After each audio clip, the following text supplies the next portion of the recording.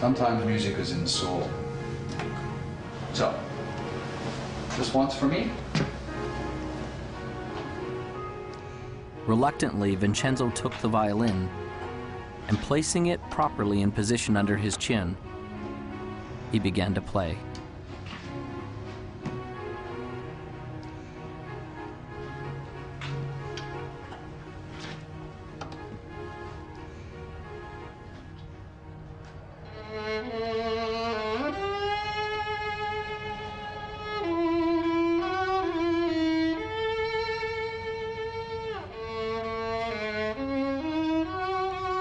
He began playing slowly at first, until his heart began to play the notes.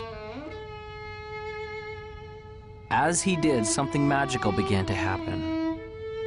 He began to feel the power of the music once again.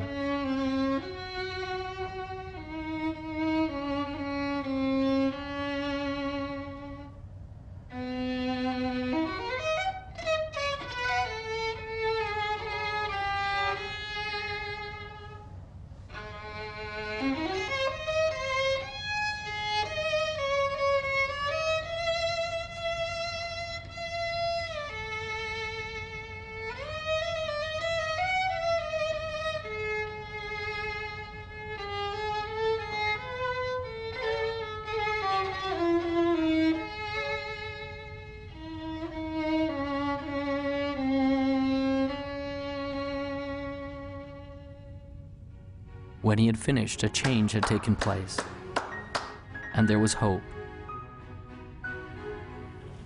I can't sell you my violin. I thought as not.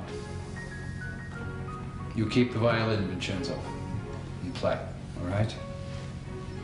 Vincenzo left the shop with a resolution that he would never again give up on his dream.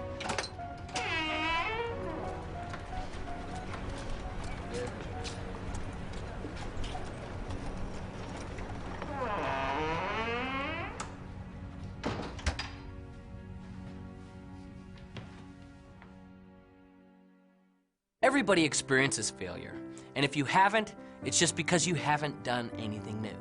Because everything new requires failure. It's just a fact. In education, there's a term designated for new learners. It's called the J-curve, a J. When we start, we may begin here. As we begin to implement the new experience or information in our life, we initially struggle, or perhaps even fail. But as we learn the lessons from our failure and are persistent, we become competent and very successful with our new lessons or experience. And as we get competent, things go up dramatically. That's a J-curve. Most things in life come to us that way. So as we encounter feelings of frustration, we need to understand that it's normal, and we will get through it if we persevere. There was a software executive who made a huge error, costing the company millions of dollars, and this is a true story. Millions of dollars at this one mistake or one failure he had made. So he went in, he was called in to see the chairman and the CEO, and of course he brought his resignation letter, and he handed it to the chairman, and the chairman said, what are you doing? We just spent millions of dollars educating you. You can't leave us now. Now, not every employer is going to be that compassionate, but the universe is.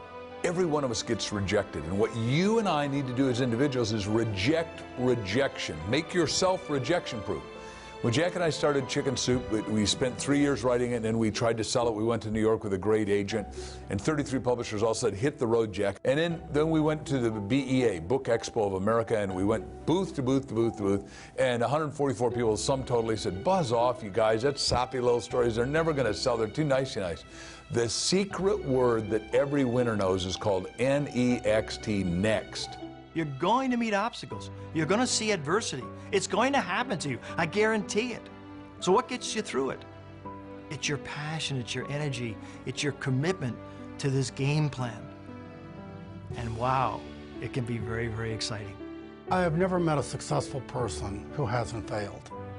Never. Not in the course of my lifetime, not in the course of my reading, not in the course of my studying, not in the course of mankind. Have I ever met a successful person who hasn't failed? Now, the difference between successful people and people who are unsuccessful, because we all will fail, is successful people learn how to deal with failures. They learn how to accept it and embrace it and understand it and learn from it. And it doesn't become a negative to them. It becomes a learning. It becomes an education. It's a tuition they paid for the education they got. You get a challenge or something you think is a setback. It's only a setback in your initial perception, and only when you don't stop and look at how it could serve you. See, the master is the one that takes whatever happens in their life, supportive or challenging, and asks how does it serve them and their mission. Because it's never what happens on the outside, it's always how you perceive what's up on the outside. So if you can take a challenge and you say, okay, so how am I going to use this to my greatest advantage, and what are the benefits that I'm going to get from this, and how is it going to help me fulfill my highest values, and how is it going to actually give me a step forward? If you ask that question and answer that question, it's not an obstacle. An obstacle is only when you've chosen to see only the drawbacks without the opportunities. Some people are so worried about failing, they don't start. And so one of my friends says, you don't have to get it perfect, just get it started. And then in the process of doing it, you will learn. What is failure? That's easy. It's not trying. It's not getting in the game. It is thinking about it and not doing. You know, you cannot fail if you try, if you get into the game. You know, I like to use the analogy of a missile. When I shoot a missile off of my airplane, all missiles initially, they just come off straight. And any engineer will tell you that a missile actually requires mistakes. It actually requires errors in order to become successful at hitting its target. And so as a missile comes off the airplane, if you've got a plane that's going in this direction, the missile comes off and it sees that the airplane that you're trying to shoot at is going this way. It sees that it needs to correct that way, and it makes a correction. Then it makes a smaller correction. Then it makes a smaller correction, and next thing you know, it hits the target. The same is true with us. You know, we've all got dreams. We all have a target, and we all have goals. A failure-minded person goes down the road towards their goals. They hit that first obstacle, and they go, I'm a failure. I always fail. And they turn around and they give up their dreams. A success-minded person hits that first obstacle, and they go, you know what, I'm going to be successful, and they make a correction just like that missile. They hit the next obstacle, and they make a little bit other correction, just like that missile. And next thing you know, they find that they've zigzagged their way to their target, to success. When I was learning to walk, my parents didn't say, oh, Jack failed after 7 tries, let's give up. They said, just, you know, keep coming, boy. However long it takes, you're going to make it. And for me, I've read so many stories about, you know, Thomas Edison, who had 10,000 experiments to invent a light bulb. And when someone said, you failed 10,000 times, he says, no, I never failed once. He said, I invented the light bulb. It just happened to be a 10,000-step process.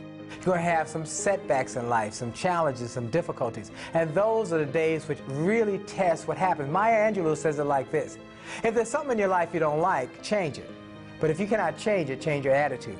That is why it's critical for you to work on your attitude and start to have a reservoir from which to draw from before you need it, because you're going to have some days which test you, which try you, which really push you to the edge. And those are the days that you need to make sure that you have a positive outlook, a positive inlook, and a positive uplook, that you are thankful and grateful for all things, even the challenging things, because it is through the challenges that we grow, that we stretch, that we start to become all that we can possibly become. In our society, so often we focus on problems and obstacles and challenges and failures, and those kind of things paralyze us. They cause us to stop because we can't really see beyond that. But the truth of the matter is, if we look carefully, we'd see very clearly there is no such thing as a problem. Everything is a puzzle, and there are answers to puzzles. So when you run up against something that you're not sure of, doesn't mean it's a problem, doesn't mean you can't get around it. You just need to find the right answer for that puzzle. I've decided that every single thing that happens is a success. Everything. There's a learning experience, maybe I achieved whatever the goal was, but I'm going to go after something else. I just learn, grow, and go.